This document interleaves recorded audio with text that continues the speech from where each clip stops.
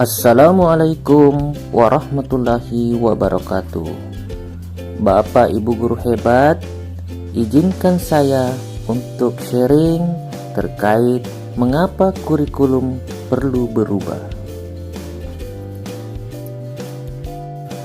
Apa itu kurikulum?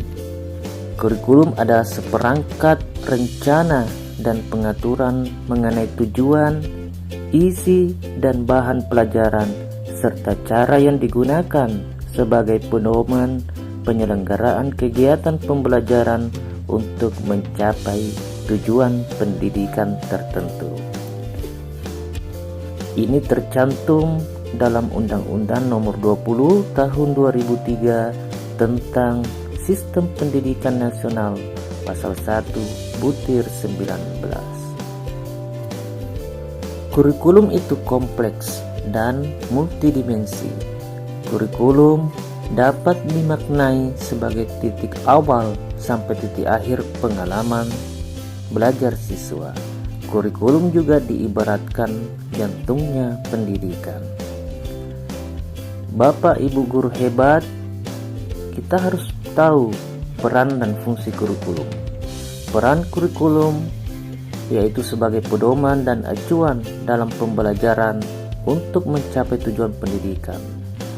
Adapun fungsi kurikulum yaitu kurikulum bagi pendidik adalah untuk memandu dalam proses belajar siswa. Mengapa kurikulum berubah-ubah?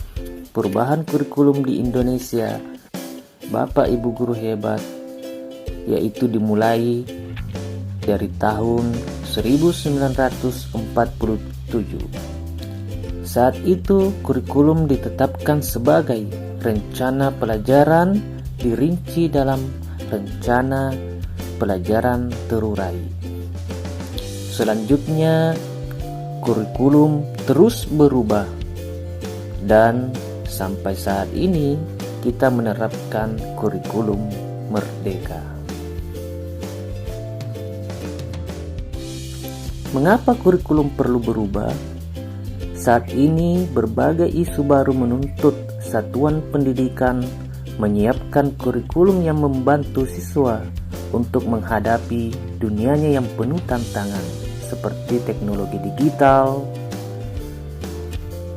perubahan iklim global, industri multinasional, dan transformasi budaya. Karena arah dan tujuan pendidikan diatur dalam kurikulum, sehingga dalam merancang, melaksanakan, dan mengevaluasi kegiatan pembelajaran guru akan berpatokan pada kurikulum yang diterapkan di satuan pendidikannya. Kurikulum harus bisa menyesuaikan dengan kebutuhan peserta didik dan kondisi perkembangan zaman. Tujuan kurikulum perlu berubah, yaitu yang pertama agar relevan dengan perkembangan zaman. Saat ini pengetahuan dan teknologi berkembang sangat pesat. Siswa perlu beradaptasi di era globalisasi ini agar tidak tertinggal. Siswa juga perlu dibekali dengan pendidikan karakter yang baik agar ia mampu membawa diri di era globalisasi ini. Kemudian yang kedua, agar dapat memenuhi kebutuhan belajar siswa. Pada proses pembelajaran abad 21, siswa diharapkan dapat memenuhi kriteria 4C: creative thinking, communication, collaboration, dan critical thinking. Kurikulum sebagai acuan pelaksanaan pembelajaran berupaya menyesuaikan dengan kebutuhan siswa. Kurikulum merdeka mengemas konsep pembelajaran yang berpusat pada siswa. Kemudian yang ketiga, agar dapat menyiapkan generasi cemerlang di masa depan. Acuan perubahan kurikulum adalah siswa. Siswa yang cerdas dan berkarakter merupakan aset bangsa yang harus disiapkan dari sekarang.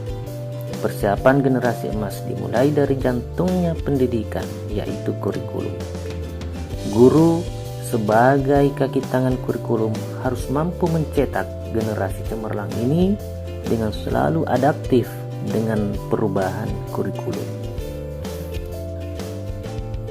Nah, bagaimana sih kurikulum yang baik itu? Bapak guru dan ibu guru yang hebat, kurikulum yang baik itu adalah kurikulum yang sesuai dengan zamannya.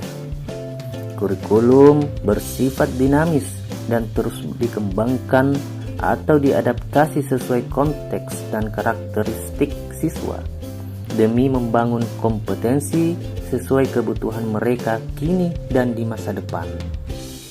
Kurikulum harus selalu berubah, apalagi masa sekarang ilmu pengetahuan dan teknologi informasi telah berkembang dan pembelajaran akan membosankan tanpa adanya perubahan.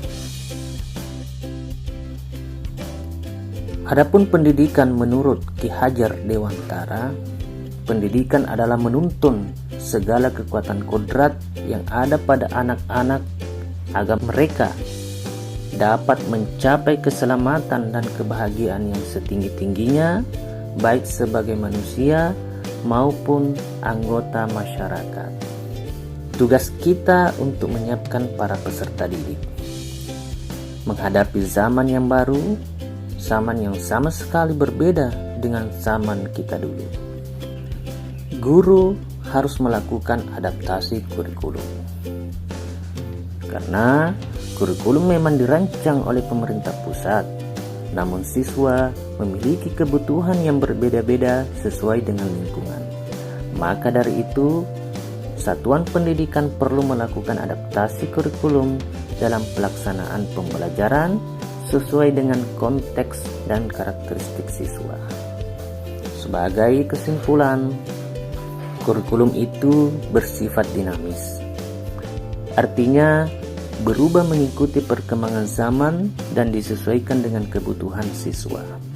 Hal ini sesuai dengan tujuan pendidikan menurut Ki Hajar Dewantara, bahwa demi menuntun kodrat siswa, kurikulum harus terus menyesuaikan dengan kebutuhan mereka, dan sebagai pendidik harus terus belajar untuk mengikuti dan memahami tren kehidupan siswa kita. Baik Bapak Ibu guru semua, demikian yang bisa saya sampaikan.